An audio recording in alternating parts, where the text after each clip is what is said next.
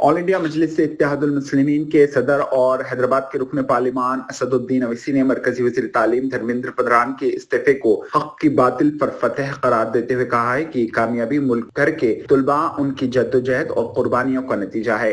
हैदराबाद में मीडिया से बात करते हुए असदुद्दीन अवैसी ने कहा है कि अगर मरकजी हुकूमत ये समझती थी कि वो अपनी मर्जी से हर फैसला कर सकती है तो तुलबा की इस तहरीक ने वाज़ेह पैगाम दिया है कि मुल्क में आमरीत मजीद बर्दाश्त नहीं की जाएगी।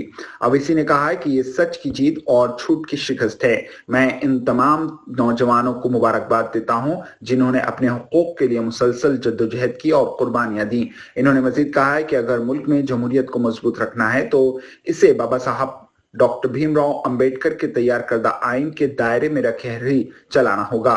अवैसी ने इल्जाम लगाया कि गुज़िश्ता दिनों दिल्ली में होने वाले तुलबा एहतजाज के दौरान नौजवान लड़कों और लड़कियों पर लाठीचार्ज किया गया, जिसकी वीडियोस पूरी दुनिया ने देखी। इन्होंने कहा है कि यह मामला पहले ही दिल्ली हाई कोर्ट पहुंच चुका है और उम्मीद है कि अब सुप्रीम कोर्ट भी इसका नोट ले। पैलेट गन के इस्तेमाल पर बात करते हुए अवैसी ने कहा है कि कश्मीर में भी पैलेट गन के इस्तेमाल से बड़ी तादाद में लोग जख्मी हुए थे और कई अफराद हमेशा के लिए अपनी बीनाई से महरूम हो गए थे। उनके मुताबिक दिल्ली में जिन 4 नौजवानों पर पैलेट गन इस्तेमाल की गई, इस वाक़े की भी गैर जानिबदाराना तहकीकात होनी चाहिए। इन्होंने कहा है कि हुकूमत ने 36 दिन तक एहतजाज करने वाले तुलबा के मुतालिबात को नजरअंदाज किया, लेकिन आखिरकार इसे झुकना पड़ा और वजीर तालीम को इस्तीफा देना पड़ा। वाज़ेह के धर्मेंद्र प्रधान ने नीट यूजी 2026 पेपर लीक तनाज़ा और गुज़िश्ता चंद दिनों में पेश आने वाले वाक़यात के बाद हफ्ते के रोज अपने ओहदे से इस्तीफा दिया। इन्होंने कहा है कि यह मामला उनकी जाती इज्जत का नहीं बल्कि तुलबा के मुस्तकबिल और मुल्क के तालीमी निज़ाम पर अवाम के एतमाद का है। याद रहे कि कॉकरोच जनता पार्टी की क़यादत में दिल्ली जंतर मंतर पर गुज़िश्ता कई हफ्तों से एहतजाज जारी था, जिसमें वज़ीर तालीम के इस्तीफे, नीट यूजी 2026 पेपर लीक मामले की मुकम्मल तहकीकात, CBSE के उन स्क्रीन मार्किंग निज़ाम में मुबैना बेज़ाब्तगियों की जांच और अवामी इम्तिहानात के निज़ाम में वसी इस्तिलाहात का मुतालबा किया जा रहा था।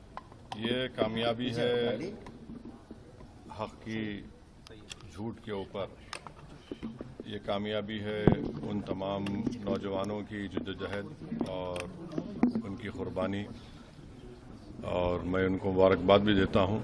और आज का जो तब्दीली पैदा हुई है वो इस बात की तरफ इशारा देता है कि मोदी सरकार अगर ये समझ रही है कि वो जो चाहे कर सकती है, चाहे बुलडोज़र से घर तोड़ सकती है या फिर किसी को दबा सकती है, तो इस आंदोलन ने इस बात का उनको खुला पैगाम दे दिया है कि अब तानाशाही नहीं चलेगी। लोकशाही अगर चलाना है तो संविधान के दायरे में जिसको बाबा साहब अम्बेडकर ने बनाया उसके तहत चलाना पड़ेगा।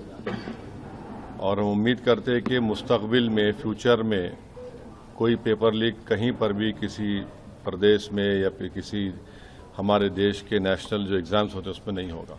अभिजीत दिपके कह रहे हैं कि अभी ये लड़ाई बाकी है, अभी तो ये सिर्फ शुरुआत है। क्या कहा आपने? अभिजीत दिपके कह रहे हैं कि अभी तो ये लड़ाई और भी बाकी है, अभी ये शुरुआत हुई है। प्रोटेस्ट भी सर पहला विकेट गिरा है, प्रोटेस्ट खत्म। हाँ, तो लड़ाई लड़ने का इख्तियार भारत के संविधान ने सबको दिया है और अभी मोदी सरकार के अभी 2 ही साल तो मुकम्मल हुए हैं, तो जाहिर है सबको मिलकर जद्दोजहद करना पड़ेगा। अखिलेश यादव कह रहे हैं कि इनकलाब की जीत हुई है।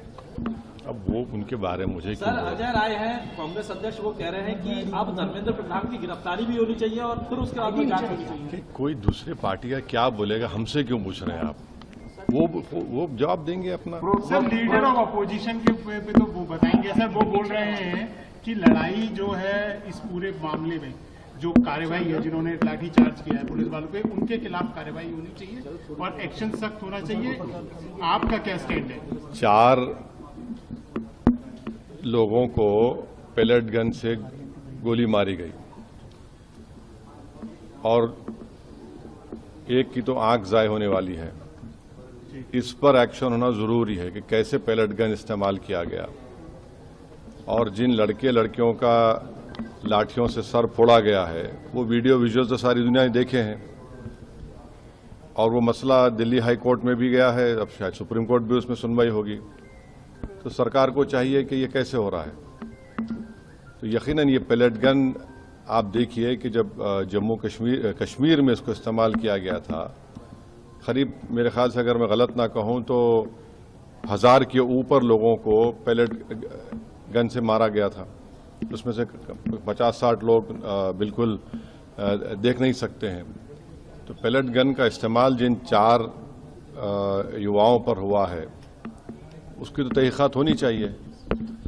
एक तो मंसूरी है जबलपुर मध्य प्रदेश के जो BA MBA करे, एक इसमें कोई आपकी बरादरी का आउटलुक का जर्नलिस्ट है। तो ऐसे कैसे होगा? तो बिल्कुल गलत हुआ है। और जिन लड़कियों को आपने उनसे बदसलूकी की, बल्कि वो तो सेक्सुअल असॉल्ट भी हुआ उनके ऊपर, वो भी कैमरास वीडियोस में कैद है। तो इस पर यकीनन एक्शन होना चाहिए। 36 दिन बाद इस्तीफा आया है, इतने कियोस्क के बाद, तो आपको लगता है कि सरकार ने देरी की है इसमें? अब सरकार झुकने के लिए देरी कर दी ना, 36 दिन लगे उनको झुकने के लिए। शिक्षा व्यवस्था में कुछ सुधार अब होना है सर, इसमें किस तरह की? उत्तर प्रदेश में कितने पेपर का लीक हुआ बताइए? कितने पेपर्स का लीक हुआ है? तो हम उम्मीद करते हैं कि ये देखिए, सरकार कह रही है कि 2024 में कानून बनाया पेपर लीक के खिलाफ, उसमें 10 साल और 1 करोड़ का फाइन लगाया। अब आप कह रहे हैं कि 10 करोड़ का फाइन होगा। भाई पेपर लीक हो क्यों रहा है वो तो देखिए। आप कानून बनाएंगे, ये बनाएंगे। अच्छा, fast track court, fast track court तो एक मजाक बन चुका है। 2009 में फास्ट ट्रैक कोर्ट बनाया गया और 2019 से बनाया गया। 2019 से 2026 तक आपको मालूम कितना खर्चा हुआ उसके पर? पार्लियामेंट में जवाब दिया 1100 करोड़ रुपये। और अभी भी पूरे देश में 2,65,000 केसेस फास्ट ट्रैक कोर्ट में चल रहे हैं। अभी बैकलॉग है। उत्तर प्रदेश में 71% बैकलॉग है।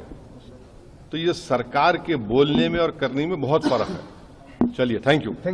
मज़ीद खबरों के लिए हमारे चैनल मुंसिफ न्यूज़ 24x7 को देखते रहिए। अगर वीडियो अच्छी लगी तो लाइक करें, शेयर करें और चैनल को सब्सक्राइब करें।